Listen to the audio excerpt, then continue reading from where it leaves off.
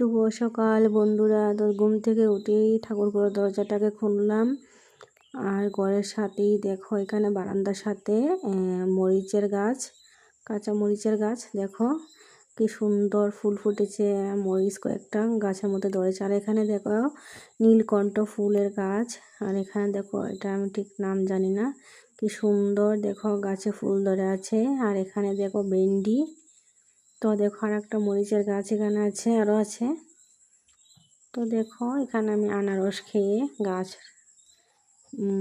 লাগিয়েছিলাম, তো ওইগুলো উঠেছে। গুড মর্নিং বন্ধুরা, তোমরা সবাই কেমন আছো? আশা করি তোমরা খুব খুব ভালো আছো, আর আমরাও ভালো আছি। তো তোমাদেরকে তুমি সকাল সকাল সব কিছু দেখিয়ে দিলাম, আমার বাড়ি ঘরের কি সবজি আছে আর কি ফুল টুল আছে এগুলা। তো এখন আমি ঘুম থেকে উঠে বসে আছি, তো ভাবলাম চল তোমাদের কিছু দেখাই বাইরে গিয়ে। তো দেখো শুনু এখনো ঘুমোচ্ছে বিছানায়, বিছানা কিছুই তোলা হয়নি। রান্নাঘরে বাসনও রয়েছে, এগুলো এখন মাজবো ধুবো, তারপর দিকে ঘর টর ঝাড় দিয়ে মুছবো, তারপর উঠান ঝাড় দেবো, স্নান করবো, পুজো দেবো, তারপর চা খাবো। তো একটু পরে আবার তোমাদের সাথে কথা হচ্ছে। আর ঘুম থেকে উঠে না আজকে একদম ভালো লাগছে না কিছু কাজ করতে, তো একটু বসবো, তারপর পরে বাকি কাজগুলো করব। তো আজকে তো শনিবার, আজকে সেকেন্ড স্যাটারডে বন্ধ স্কুল, তো তাই বাড়িতে স্কুল নেই বলে। তো পরে আবার কথা হচ্ছে। তো দেখো বন্ধুরা, এখানে আমি ঘর ঝাড় দিয়ে বারান্দাটা ঝাড় দিয়ে দিচ্ছি এখানে, আর ছেলেকে বলেছিলাম ভিডিওটা করে দিতে। আর দেখো এদিকে কাপড় কিছু ফেলে রেখেছি, ওগুলা কাচবো, কেচে দিয়ে দেব। তো ওইগুলো রাখছি এখানে। তো ঝাড়ু দেওয়া প্রায় কমপ্লিট, তারপর ঘরটা মুছবো।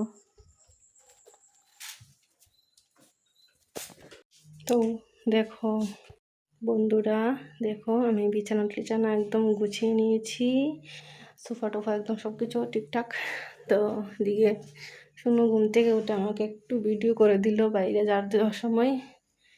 আর এদিকে দেখো শুনো পড়ার টেবিলটা, আর জানলা সব কিছু খুলে দিলাম। দিয়ে কিছু কাপড় রাখা আছে, ওগুলো আজকে গুছাবো। বন্ধুরা, আমার ছেলে এখানে ড্রয়িংগুলো করে ওয়ালের মধ্যে লাগিয়েছে, কেমন হয়েছে তোমরা জানাবে প্লিজ। রান্নাঘরের বাসনগুলো এখন ধুয়ে আনবো। তো রান্নাঘরের দরজাটা খুলে দিকে।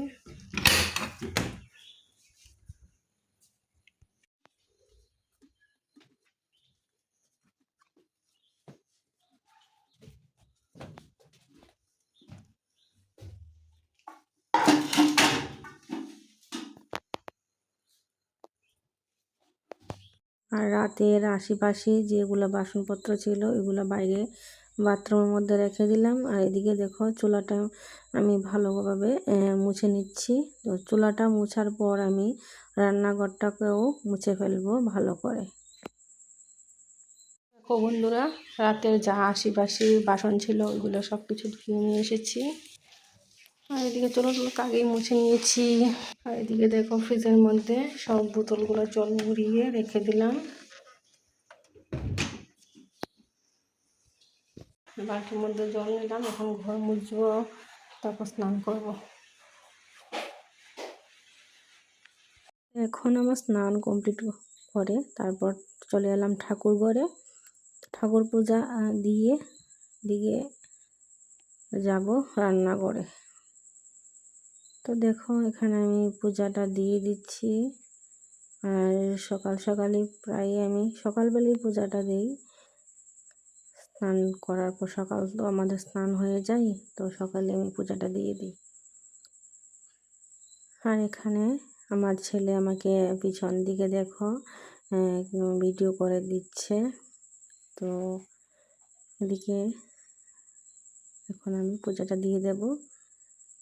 বাইরে কি জানি দেখাচ্ছে ছেলে, দেখো ভিডিও করে পুরো বাড়িটার বাইরে। দেখো কিছু কাপড়ও আছে, ওগুলো ধুয়ে দিয়েছি। তোমাদেরকে বলেছিলাম যে কাপড় কিছু ধোয়ার আছে, ওইগুলো ধুইব।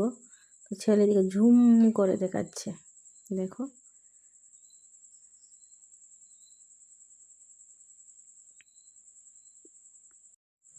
ঘুম থেকে উঠেই সব কাজ একা হাতে করতে হয়, পুরো সংসারটার দায়িত্ব আমাকেই নিতে হলো এখন। হাজব্যান্ড তো বাড়িতে থাকে না, তো যা কিছু আছে বাড়ি ঘরে কাজকর্ম যা যা আছে সবগুলোই আমিই করি। বাজার হাট থেকে শুরু করে ছেলের স্কুল সব কিছু, বাড়িঘর পরিষ্কার রাখা সব কিছু আমিই করি। তো দেখো এখানে ঘাস ছিল কতগুলো, ওইগুলো পরিষ্কার করেছি আজকে। আর বাড়িটা খুব সুন্দর লাগছে দেখো। আর বাড়িগুলো একটু পরিষ্কার রাখলে নিজের কাছে ভালো লাগে।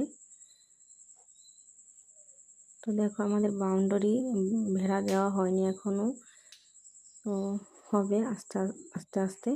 তো এখানে দেখো সকাল সকাল আমি ম্যাগি নিয়ে নিলাম। আর এখানে দেখো রান্নাও শেষ। দেখো কী কী রান্না করেছি আজকে, টমেটো দিয়ে ডাল আর আলু ভাজা, বাস এতটুকুই শর্টকাট রান্না করেছি। তো দেখো এখানে ছেলেও চলে এসেছে, দেখো দিয়ে দেবো ছেলেকেও।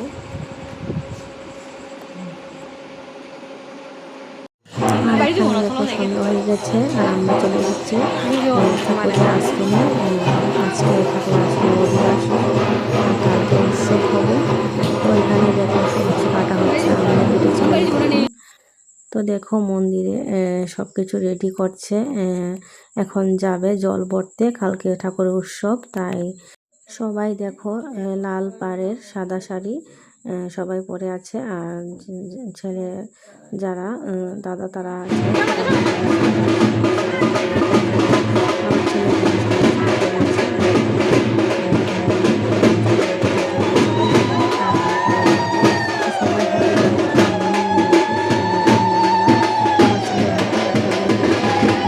আমার এদিকে আমার দিদির ছেলের হাতেও একটা মোম দিয়ে দিলাম। ওইটা বলতে আমাদের এখানে বাড়ি, তো আমি দিদি ডাকি, তো দিদিও যাবে। তো দেখো আমরা সবাই রাস্তার মধ্যে দিকে যাচ্ছি জল ভরতে। তো অনেকটা দূরই বাজার দিয়ে যেতে হয় আমাদের এখানে। তো খুব মজা হয়েছিল ওই দিনটাতে, খুবই কী বলবো, খুব খুব মজা হয়েছিল। আর সবাই একসাথে এভাবে হেঁটে যেতে একটা আনন্দই লাগছিল। তো আমার ছেলেও আছে আমার সাথে, আমি আর ছেলেই গিয়েছিলাম। তো দেখো আমরা খুব আনন্দ করে যাচ্ছি দশমী ঘাট। তো দশমী ঘাট এখানে নদী আছে, নদীতে যাবে জল ভরতে। তো দেখো আমরা সবাই নদীর এখানে এসে পড়েছি। আর একদম খুব কাছে যাব না, ছেলে যেহেতু সাথে আছে আমার, ওকে নিয়ে যাব না নদীর মধ্যে। তো নদীর পাড়ি দাঁড়িয়ে দেখব। আর একটু অন্ধকারও আছে, দেখো আমার ছেলে আগে আগে যাচ্ছে আমার মোম হাতে নিয়ে। আর ওই জিনিসটা আমার ছেলে খুব এনজয় করেছে আজকে ঠাকুরের প্রোগ্রামে গিয়ে। তো দেখো সবাই যাচ্ছে আমরা মোম হাতে নিয়ে, কি সুন্দর লাগছে দেখো। সবাই সাদা সাদা শাড়ি, লাল পাড়ের সাদা রঙের লাল পাড়ের শাড়ি পরে আছে সবাই, দেখতে খুব সুন্দর লাগছে সবাইকে। আর ওই দিনটাতে না আমরা খুব আনন্দ করেছি। আর দেখো আমরা সবাই চলে এসেছি নদীর কাছে। তো সবাই দেখো যাচ্ছে এদিকে, আমরা আর যাবো না, এখানে দাঁড়িয়ে থাকবো।